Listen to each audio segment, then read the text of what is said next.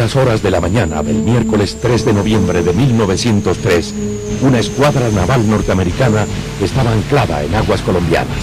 Su propósito, impedir que 550 soldados colombianos desembarcaran de la cañonera Cartagena y así evitar una posible separación de Panamá, según anunciaban insistentes rumores. Los generales Juan B. Tovar y Ramón G. Amaya, comandantes de la escuadra colombiana, fueron engañados y detenidos por las tropas colombianas acantonadas en Panamá. Colombia comienza el siglo con la separación de Panamá y el fin de la Guerra de los 1000 días.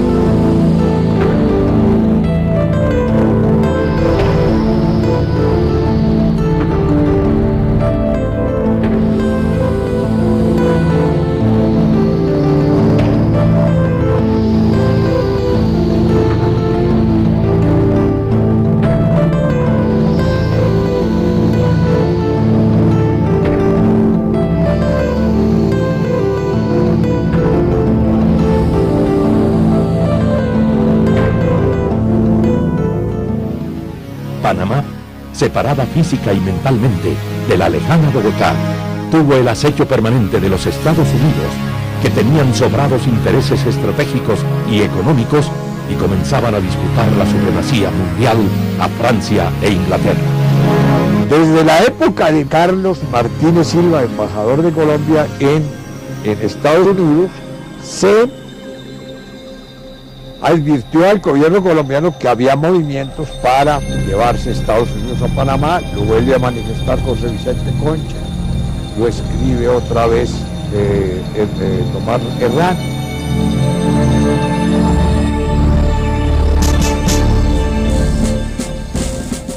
Los años inmediatamente anteriores a la separación de Panamá estuvieron marcados en el istmo por la Guerra de los 1000 días, donde se libró con especial intensidad, porque ese era un fortín liberal que los conservadores querían recuperar a toda costa. Y está el ojo vigilante de los Estados Unidos, cuyo interés por el istmo y sobre todo por el canal de Panamá, que ansiaban construir desde hacía más de un siglo.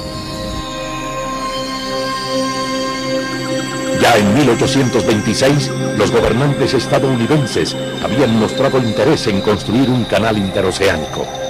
Poco antes, Inglaterra y Francia habían manifestado su intención de construir un ferrocarril. 20 años más tarde, el presidente colombiano, Tomás Cipriano de Mosquera, abrió los puertos panameños a navíos, ciudadanos y mercaderías estadounidenses, a cambio de la protección norteamericana del istmo contra los intereses colonialistas, en especial de Inglaterra.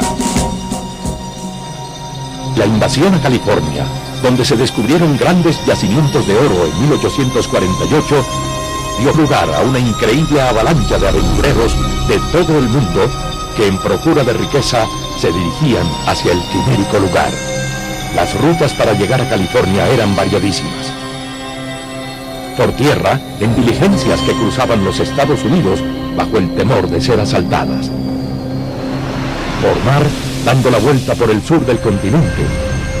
Algo más seguro, pero demasiado largo, ya que representaba un total de 15.000 millas y tomaba más de 6 meses realizarlo. Quedaba entonces la otra alternativa, aventurarse a cruzar el istmo de Panamá con su clima inhóspito y la siempre terrible amenaza de la fiebre amarilla y la malaria.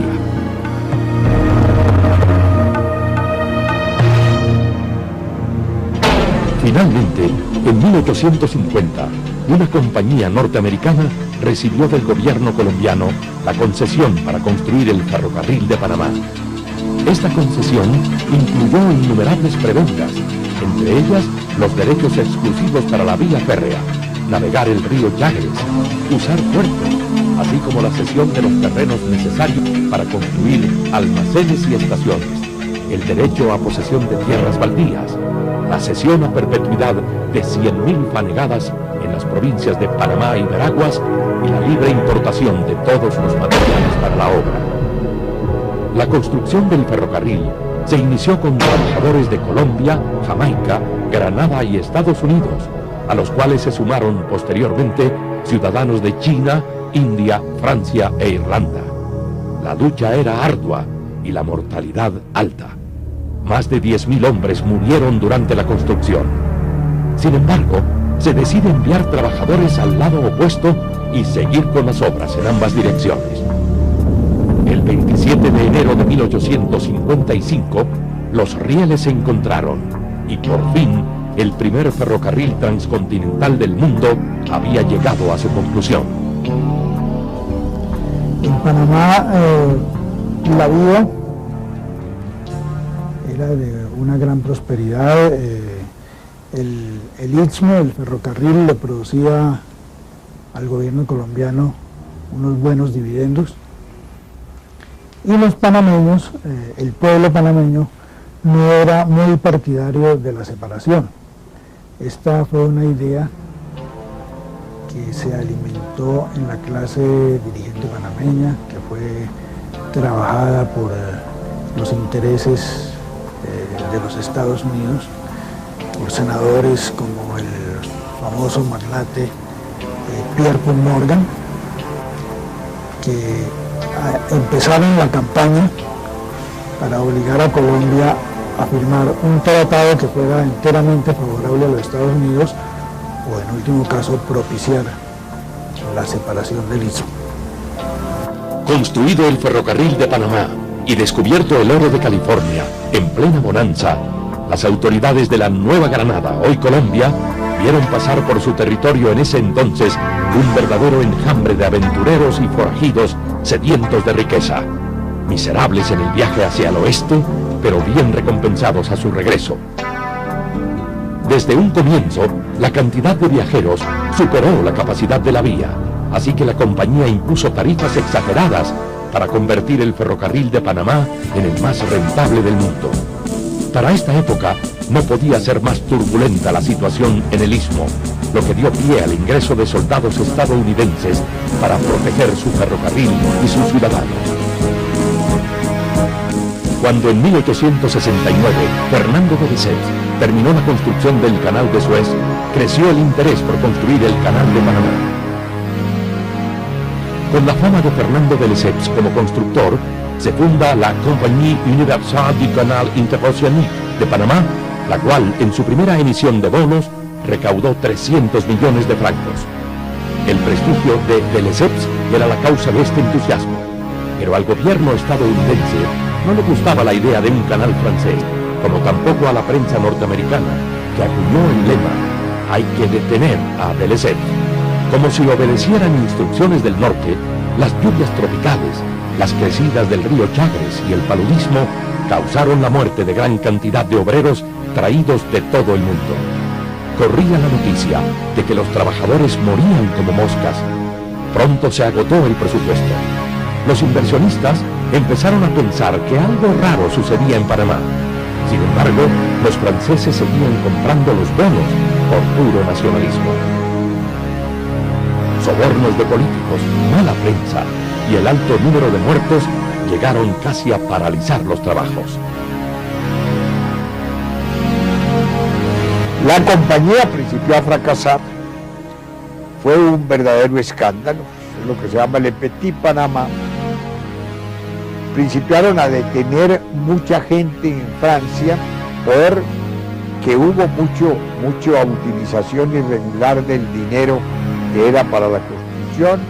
Fueron a dar a la cárcel varios periodistas, fueron a dar a la cárcel varios ministros, y a Lesseps, por respeto y por su edad, le dieron la casa por cárcel.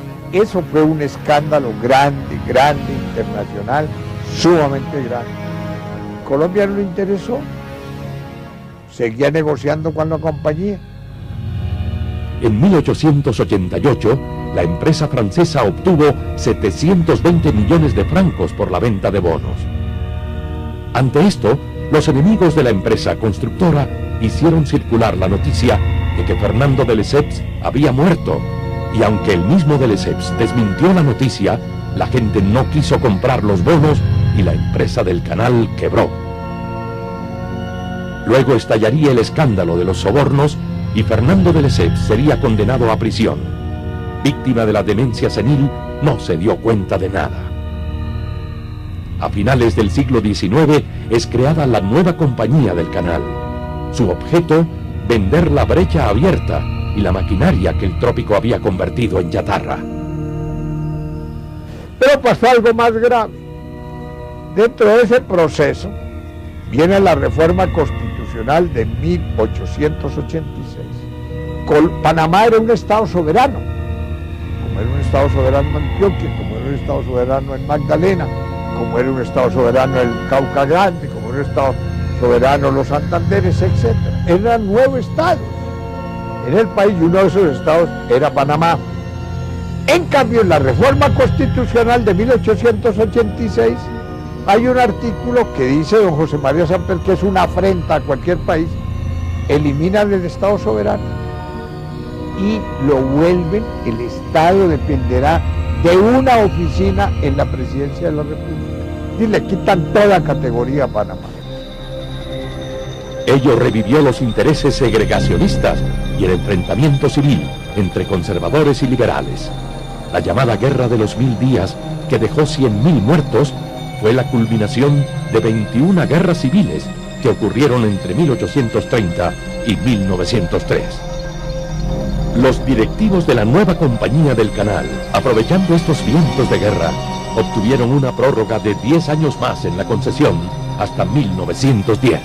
El enfrentamiento entre el presidente Manuel Antonio San Clemente y el vicepresidente José Manuel Marroquín propició un golpe de Estado y la prórroga de la Guerra de los 1000 días.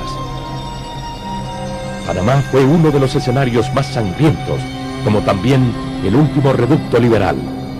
El gobierno de Marroquín celebró un pacto secreto con Estados Unidos, mediante el cual se comprometía a aprobar el Tratado del Canal. Obedeciendo a los intereses de los inversionistas en Panamá, el Congreso de Estados Unidos aprobó la construcción del Canal de Panamá. Así, el 20 de septiembre de 1901, el presidente colombiano, José Manuel Marroquín, le pidió a su embajador en los Estados Unidos solicitar a ese país el envío de tropas a Panamá para proteger el ferrocarril. Pero ya los marines estaban en el istmo. La guerra continuó por 2 años más,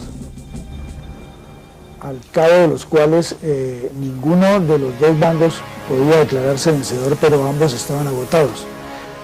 El general Benjamín Herrera y el general Rafael Uribe decidieron que no podía continuar esa mortandad en que estaban sumidos y que era necesario hacer la paz. Los Estados Unidos habían colocado en Panamá su flota de guerra, para intervenir en caso de que vieran que había peligro, que el istmo se perdiera o perdieran ellos el control sobre el istmo. Y en esas condiciones el almirante Casey ofreció el vapor Wisconsin para que, como terreno neutral, para que se firmara el Tratado Definitivo de Paz. Pero el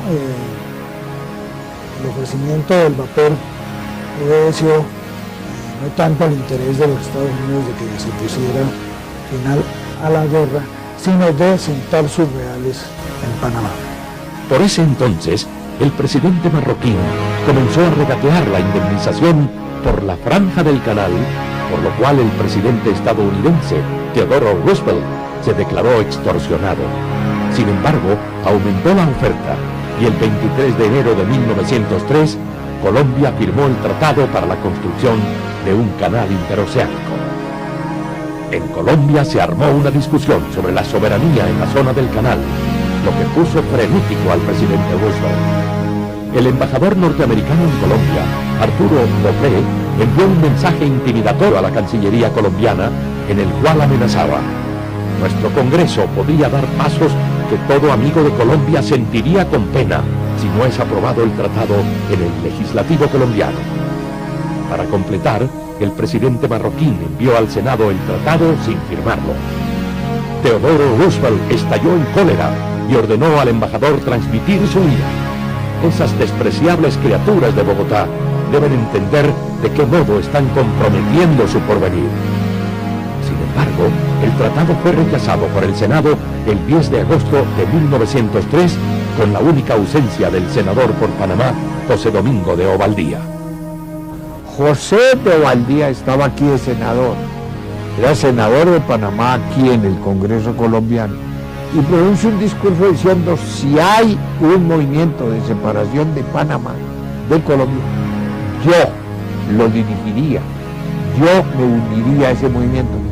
A los 3 días de haber pronunciado ese discurso, lo nombran gobernador de Panamá. Por favor, ¿cómo se explica eso en un gobierno?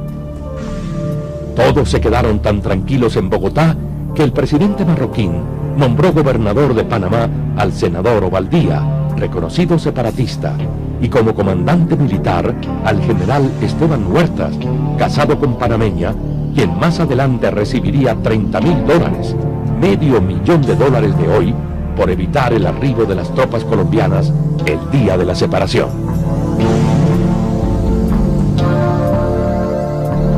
Motivado por la negativa del Congreso colombiano y aconsejado por el francés Philippe Pinot Varilla, antiguo representante de la compañía francesa en la construcción del canal, y supuesto aliado de Colombia, el presidente Roosevelt, con el apoyo de los abogados de la nueva compañía del canal, promovió un levantamiento en Panamá con el fin de separarla de Colombia. Es entonces cuando Manuel Amador Guerrero, ciudadano colombiano, comenzó a formar la Junta de Gobierno que habría de tomar las riendas del poder en Panamá. En septiembre de 1903, todos los habitantes del departamento de Panamá, incluidos el gobernador y el comandante militar, sabían que se estaba fraguando una revuelta separatista. En Bogotá apenas comenzaban a sospecharlo, y para evitar sorpresas, el presidente José Manuel Marroquín nombró como nuevo comandante militar en el Istmo al general Juan B. Tovar, quien debería viajar en el navío Cartagena con 500 hombres del batallón Tiradores. Para el general Tovar era una operación de rutina, tanto que se quedó un mes en Barranquilla luego de su nombramiento. Tal vez el general conocía algo de historia y sabía que no era el primer amago de separación. Es que el descuido sobre lo de Panamá es total, es una vergüenza, Por todos los lados atropellaba a Colombia el destino de Panamá.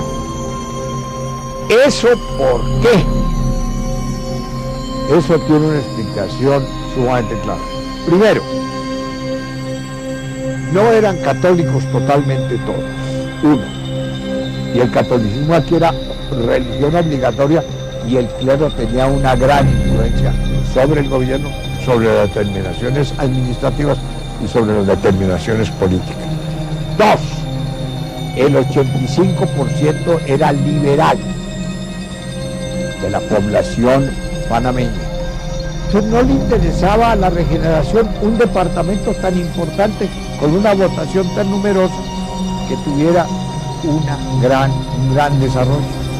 Finalmente, el 3 de noviembre llegaron a Colón, por una parte el acorazado Nashville de la Marina de Estados Unidos y por la otra el Cartagena de la Marina colombiana, a bordo del cual venían los generales Tovar y Amaya a cargo del batallón Tiradores.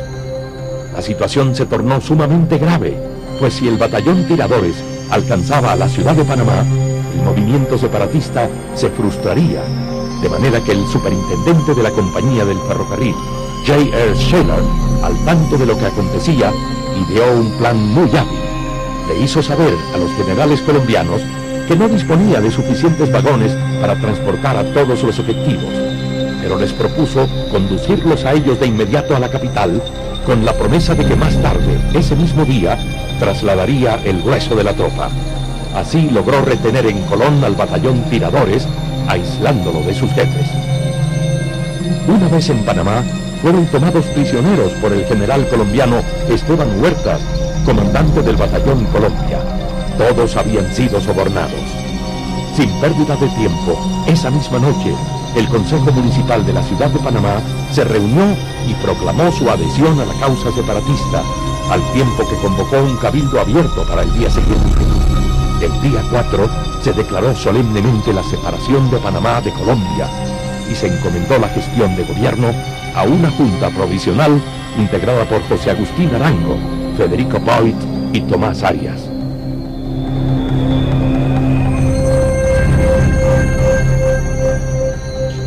De suerte que viene luego la plata y circula. Al primer gobernador le dieron mucha plata, ¿no? Y viene un acuerdo sumamente grande con J.P. Gorman, con Edward Simons, con James Sullivan, con Isaac Seliman, con Douglas Robinson y otros desean comprar ciertas acciones del capital social de la Compañía Nouvelle del Canal de Panamá. Entonces, para poder obtener esa plata, firman este memorándum, un memorándum horrendo. Todo eso manejado ¿por quién? Por Bruno Varilla, que era un francés, que era parte de las negociaciones de la compañía francesa, y por Cromwell. Cromwell era un abogado muy importante, tenía mucha conexión con el Departamento de Estado, había sido abogado de Colombia, abogado de la embajada, era el abogado de la embajada, y era el que estaba haciendo toda la trama para quedarse en Estados Unidos con Panamá, y era el que hacía los enlaces con los panameños. Entonces se firma este documento en el cual dice, vamos a comprar acciones, y principian a entregarle acciones a todo mundo. En esa primera operación se gastaron un poco más de 10 millones de dólares, que en esa época era una cosa monstruosa. Y luego, en el memorándum, todos estos del memorándum aparecen, Mr. Jung recibe $385,000. El señor Greffis, que es Amador, esa era la plata para Amador, que fue el primer gobernador de Panamá, le dan $750,000 por primera vez. Al señor Cromwell, el abogado, que ha sido abogado del consulado, de la embajada nuestra, le dan $1.333.333. Al señor Gil, $170,000. A Pirkins, $233,000 y a Santander, $200,000. Entretanto, en la ciudad de Colón, el movimiento atravesaba serias dificultades. El coronel Eliseo Torres, encargado del batallón Tiradores, amenazó con incendiar la ciudad y ejecutar a todos los estadounidenses si no se ponía en libertad a los generales Tovar y Amaya. Sin embargo, al día siguiente, el coronel Torres aceptó un soborno y zarpó rumbo a Cartagena. De esta manera, se selló la separación de Panamá. J.P. Morgan, conocido banquero y especulador bursátil, procedió a utilizar la prórroga concedida por Colombia a la compañía francesa y compró las acciones de esta por la suma de $3,5 millones, para revenderla luego al gobierno norteamericano por $40 millones. El 6 de noviembre de 1903, Estados Unidos reconoció a la nueva república, cuando su cónsul en Panamá fue autorizado para establecer relaciones diplomáticas con el nuevo gobierno. 3 días más tarde, Francia se sumó a este reconocimiento.